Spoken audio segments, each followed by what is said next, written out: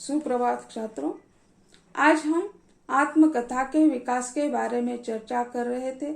आत्मकथा के विकास के लिए या उसकी विकास की यात्रा समझने के लिए उसे दो खंडों में विभाजित कर दिया है। पहला खंड जो है 1850 से 1947 तक का समय और दूसरा खंड जो है 1947 से अब तक। अध्ययन की सुविधा के लिए उसका विभाजन कर दिया है। तो आज हम देखेंगे कि यानी स्वतंत्रता पूर्व कालखंड की आत्मकथा है। तो इसके पहले स्वामी दयानंद सरस्वती, अंबिका दत्त व्यास, सत्यानंद अग्निहोत्री और भाई परमानंद के बारे में हम चर्चा कर रहे थे। इसके बाद आते हैं भवानी दयाल सन्यासी, यानी परमानंद जी के बाद भवानी दयाल सन्यासी जी जो है उन्होंने 1921 में 25 देशभक्तों की जल कथाएं प्रकाश में आई। तो इन्हें भवानी दयाल सन्यासी ने क्या कर दिया, वे भी यानी जेल में बंदी थे। तो उसी समय उन्होंने उनके साथ जेल में जो बंदी थे उसकी कथाएं, जेल कथाएं सुनाई है। भारतीय देशभक्तों के कारावास कहानी, उसमें भवानी दयाल सन्यासी तथा महात्मा गांधी की जेल कथाओं को सर्वप्रथम श्रेय दिया जाता है। तो उन्होंने जेल में जो लोग थे उसके बारे में अपनी चर्चा कर दी है। यानी वे स्वयं तो उसके चर्चित हो चुके हैं, लेकिन उसके साथ साथ वहाँ के जो उनके मित्र हैं उनको भी उन्होंने उसे चित्रित कर दिया है। स्वामी श्रद्धानंद जी जो है उनकी जो आत्मकथाएं सन 1924 में प्रकाशित हो गई। स्वामी श्रद्धानंद जी की आत्मकथा कल्याण मार्ग का पथिक, यह है स्वामी श्रद्धानंद जी की। ज्ञान मंडल कार्यालय काशी से यह प्रकाशित हो गई है। सन 1924 में स्वामी श्रद्धानंद जी की यह आत्मकथा जो है कल्याण मार्ग का पथिक नाम से प्रकाशित हो गई है और ज्ञान मंडल कार्यालय काशी से यह प्रकाशित हो चुकी है। इसमें लेखक ने अपने जन्म 1913 से यानी 1992 तक 1913 से 1949 तक की घटनाओं का वर्णन कर दिया है। यानी स्वतंत्रता पूर्व है ही, लेकिन वो 1949 तक का समय जो है उसका चित्रण कर दिया है। उन्होंने आत्मकथा में अपने पतन और उत्थान की घटनाओं को निसंकोच प्रस्तुत किया है। यानी यह जैसे हम देखते हैं कि उनका उत्थान और उनका विकास जो है उसका चित्रण उन्होंने कर दिया है। लाला लजपत राय जिनको पंजाब केसरी कहा गया है, यह उनकी आत्मकथा धारावाहिक रूप में छपी। 1932 में पंडित भीमसेन विद्यालंकार ने इस धारावाहिक आत्मकथा को पुस्तक का रूप में प्रदान करते हुए लाला लजपत राय की सचित्र आत्मकथा का प्रथम भाग नवयुग ग्रंथमाला लाहौर से प्रकाशित किया है। लाला लजपत राय की आत्मकथा जो है भीमसेन विद्यालंकार जी ने यानी धारावाहिक रूप में प्रकाशित की है। इसके बाद आते हैं राम प्रसाद बिस्मिल। यानी राम प्रसाद बिस्मिल 1928 में श्री गणेश विद्यार्थी द्वारा सर्वप्रथम काकोरी के शहीद एक अंश के रूप में प्रकाशित हुई। अंग्रेज सरकार ने इसे जब्त कर दिया था। इन्होंने जेल की काली कोठरी में रहकर फांसी के एक दिन पूर्व तक बहुत संयम से आत्मकथा लिखी। अपनी अंतिम घड़ियों में जीवन का रहस्य उद्घाटन एवं पुनर्परीक्षण, कार्यों का विश्लेषण, मनोदशा का चित्रण, देश की स्थिति का समग्र विवेचन, भावी पीढ़ियों का मार्गदर्शन इसमें इन्होंने किया है। गणेश शंकर विद्यार्थी ने यानी जब वे जेल में बंद थे तब भी उन्होंने लेखन कार्य कर दिया है। पृथ्वीराज आजाद जो है उनकी आत्मकथा है क्रांति पथ का पथिक शीर्षक से उन्होंने अपनी आत्मकथा लिखी, वह भी जेल में। इसमें बचपन से लेकर 1964 तक की कहानी दर्ज की है। यानी पृथ्वीराज आजाद जो है उन्होंने अपनी कहानी जो लिखी है, आत्मकथा लिखी है, वो जेल में ही लिखी है।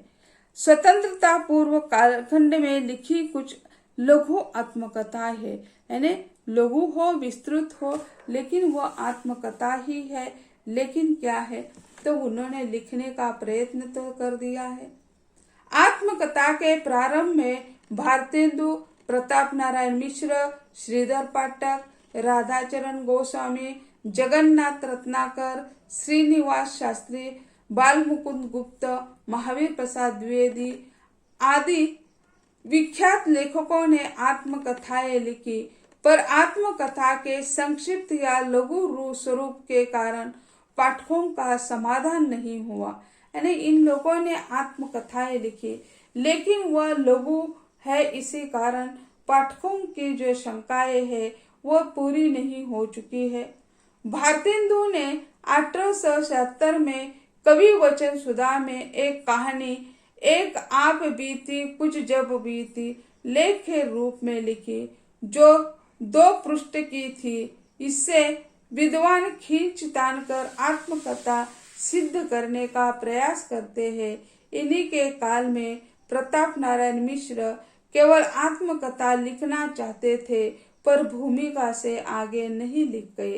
यानी सिर्फ 2 पृष्ठों की है, यानी भारतेंदु की कुछ आप बीती कुछ जग बीती, लेकिन ये बहुत संक्षिप्त हो गई। तो उसे कई विद्वान उसे आत्मकथा मानने के पक्ष में है, कोई मानने के पक्ष में नहीं है। उनके यानी भारतेंदु कालीन जो कवि है प्रताप नारायण मिश्र जी जो है, वह भी आत्मकथा लिखना चाहते थे।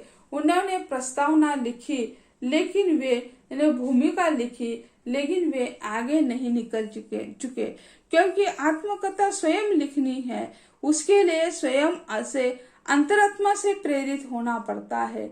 लिखने के लिए कई प्रसंगों को याद करना पड़ता है, किसी कोई बुरी घटना हो तो भी उसे लिखना पड़ता है। तो ऐसे यानी वह भूमिका से आगे नहीं निकल चुके हैं। बाल मुकुंद गुप्त ने सन 1913 में आत्मकथात्मक निबंध शीर्षक से गद्य शैली में संक्षिप्त आत्मकथा लिखी। दूसरे सत्यानंद अग्निहोत्री ने सन 1921 में मेरे छोटे भाई के प्रति मेरी सेवाएं शीर्षक से आत्मकथा लिखी। यानी निबंध के रूप में क्यों न हो, लेकिन अपने भाइयों के बारे में, अपने बारे में यानी लिखी है। सन 1932 में हंस का आत्मकथा मुंशी प्रेमचंद के प्रयास से प्रकाशित हुआ। यानी 1932 में हंस पत्रिका में प्रेमचंद जी के सहयोग से आत्मकथानक यानी प्रकाशित हुआ। जनवरी फरवरी संयुक्त अंक में 50 से ऊपर रचनाएं थी। यानी वहां यानी हंस पत्रिका में आत्मकथाएं प्रकाशित करना प्रेमचंद जी ने प्रारंभ कर दिया। जनवरी और फरवरी के 2 अंक है, इसमें 50 से अधिक आत्मकथाएं प्रकाशित हो गई है। यद्यपि इसमें प्रकाशित आत्मकथाएं अत्यंत संक्षिप्त, लघु और प्रायः निबंधात्मक थी। यानी यह हंस पत्रिका संक्षिप्त है। फिर उसमें सारे यानी 50 से अधिक अगर आत्मकथाएं प्रकाशित होगी तो दूसरी विधाओं के लिए जगह ही नहीं मिलेगी। इसी कारण उन्होंने यानी जो संक्षिप्त आत्मकथाएं इसमें प्रकाशित की है। इस काल में लेखकों ने अपने जीवन संबंधी परिचयात्मक लेखन किया था, जो तत्कालीन पत्रिका में छपा। विशाल भारत पत्रिका में जगन्नाथ प्रसाद चतुर्वेदी, वृंदावन लाल वर्मा तथा श्रीनिवास दास शास्त्री के संस्मरण थे। सन 1927 में महावीर प्रसाद द्विवेदी की आत्मकथा मेरी जीवन रेखा 5 पृष्ठों की प्रकाशित हुई। यानी आचार्य महावीर प्रसाद द्विवेदी जो है, उनकी मेरी जीवन रेखा 5 पृष्ठों में प्रकाशित हो गई। यह भी बहुत संक्षिप्त है। 5 पृष्ठ यानी क्या है, इसने जीवन के इतना लंबा दौर है, उसे 5 पृष्ठों में ही लिखना यानी बचपन की कोई बातें याद आती है तो ठीक है, लेकिन आती नहीं है तो उसे छोड़ना पड़ता है। लेकिन जो है उसे उन्होंने 5 पृष्ठों में प्रकाशित किया है। इस प्रकार के प्रयासों से आत्मकथा लेखन की प्रेरणा मिलती रही। यानी किसी की आत्मकथा सुनते हैं, पढ़ते हैं तो स्वयं को भी लिखने की प्रेरणा मिलती है। यानी भारतेंदु की 2 पृष्ठों की हो या जैसे आचार्य महावीर प्रसाद द्विवेदी की 5 पृष्ठों की हो, उसे पढ़ने से तो हमें प्रेरणा मिलती है। हम भी लेखनी या कलम उठा सकते हैं लिखने के लिए, तो प्रेरणा महत्वपूर्ण होती है। भारतीय लेखकों की अनुदित आत्मकथाएं भारतीय साहित्य में कई दूसरी जो मराठी, बंगाली, अंग्रेजी जो भाषा में आत्मकथा लिखी है उसका अनुवाद भी यानी हिंदी भाषा में करने का प्रयत्न कर दिया है। भारतीय लेखकों की अनुदित कृतियों में सर्वश्रेष्ठ आत्मकथाएं प्रारंभिक काल में प्रकाशित हुई, जिसमें महात्मा गांधी की सत्य के प्रयोग हरिभाऊ उपाध्याय द्वारा अनुवादित कृति 1927 में प्रकाशित हुई। यानी सत्य के प्रयोग जो है यानी महात्मा गांधी के यह महत्वपूर्ण जीवनी या आत्मकथा मानी जाती है। इस युग की श्रेष्ठ दूसरी कृति जो है रविन्द्रनाथ ठाकुर की जीवन स्मृति, यानी सत्य के प्रयोग यानी महात्मा गांधी की आत्मकथा और रविन्द्रनाथ ठाकुर की जीवन स्मृति। सूरजमल जैन ने इसका अनुवाद करके सन 1930 में प्रकाशित किया। यानी रविन्द्रनाथ ठाकुर की बंगाल भाषा में, उनकी मातृभाषा बंगाली है तो बंगाली भाषा में उन्होंने आत्मकथा लिखी, तो उसे यानी सूरजमल जैन ने इसका अनुवाद हिंदी में कर दिया और फिर उसे हिंदी में अनुवादित कर दिया। पंडित जवाहरलाल नेहरू मूलतः इनकी जो जीवनी लिखी हुई है वह यानी अंग्रेजी में लिखी हुई है। पंडित जवाहरलाल नेहरू की मूलतः अंग्रेजी में लिखी आत्मकथा माई स्टोरी का अनुवाद हरिभाऊ उपाध्याय ने कृष्णदत्त पालीवाल तथा वियोगी हरि आदि के सहयोग से किया गया है।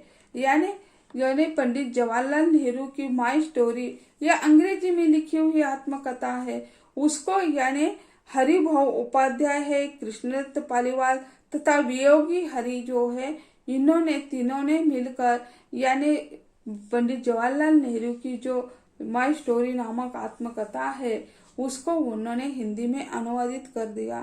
प्रसिद्ध क्रांतिकारी सचिंद्र सान्याल की आत्मकथा बंगाल भाषा में प्रकाशित हुई थी, जिसका हिंदी अनुवाद बंदी जीवन 1938 में 3 भागों में प्रकाशित हुआ। आत्माराम एंड सन्स दिल्ली से इसका प्रकाशन हुआ। इसके अलावा 1947 में कृष्णा हट्टी सिंह की आत्मकथा का अनुवाद मोहम्मद हैरिस ने कोई शिकायत नहीं ऐसा कर दिया है। तो जैसे स्वतंत्रता पूर्व काल की जो आत्मकथा है तो कई मौलिक है, कई अनुवादित है, तो दूसरी भाषा में अनुवादित आत्मकथाओं को उन्होंने हिंदी में अनुवादित कर दिया है। जैसे हम देखते हैं रविन्द्रनाथ ठाकुर की हो या जैसे पंडित जवाहरलाल नेहरू की हो, तो इन्हें दूसरी भाषा में वो आत्मकथा लिखी हुई है, उसे उन्होंने अनुवादकों ने उसे हिंदी में अनुवादित कर दिया है। तो मूल कृति और अनुवादित कृति ऐसे 2 प्रकार 1947 के पहली के जो आत्मकथा है वो होती है। और स्वातंत्र पूर्व कालखंड की मौलिक आत्मकथा प्रेमचंद द्वारा हंस आत्मकथा का संपादन एक आत्मकथा लेखन की अभिरुचि न आत्मकथा के लघु रूप को बृहत्कार की ओर प्रस्तुत किया, अर्थात लघु से पूर्णत्व की ओर आत्मकथा लेखकों की आवृत्ति गतिमान रही, जिसे मौलिक रचनाएं इस प्रकार है। तो हंस में यह पत्रिका प्रकाशित हो गई और इसके साथ साथ यानी उन्होंने जो लघु आत्मकथा थी उसे भी बृहत बनाने का कार्य कर दिया है। डॉक्टर श्याम सुंदर दास जी ने मेरी आत्मकथा शीर्षक से सन 1941 में प्रकाशित कर दी। डॉक्टर बाबू गुलाब राय की आत्मकथा मेरी असफलताएं 1942 में प्रकाशित हुई। महापंडित राहुल संस्कृत्यायन की आत्मकथा मेरी जीवन यात्रा 5 खंडों में प्रकाशित हुई। तो यानी यह महत्वपूर्ण तथ्य है कि यानी हंस पत्रिका ने आत्मकथा को यानी संक्षिप्त से बृहत बनाने का कार्य काफी कर दिया है और इसमें हंस पत्रिका में यह आत्मकथाएं प्रकाशित होती थी। डॉक्टर राजेंद्र यादव की आत्मकथा का प्रकाशन 1947 में हुआ। इस प्रकार स्वतंत्रता पूर्व आत्मकथा लेखन की समृद्ध परंपरा रही है। यानी जैसे मौलिक भी आत्मकथा है और अनुवादित भी आत्मकथा है, तो सम्मिश्रण हमें यह दिखाई देता है दोनों में कि यानी सिर्फ अनुवादित है ऐसी नहीं है, मौलिक भी है और अनुवादित भी है, संक्षिप्त भी है और बृहत भी है। तो ऐसे यानी स्वतंत्रता पूर्व का आत्मकथा के विकास के बारे में हमने चर्चा की। अगले लेक्चर में स्वतंत्रोत्तर कालखंड की जो आत्मकथाएं है उसके बारे में हम चर्चा करेंगे। आज यही कहते हैं, धन्यवाद।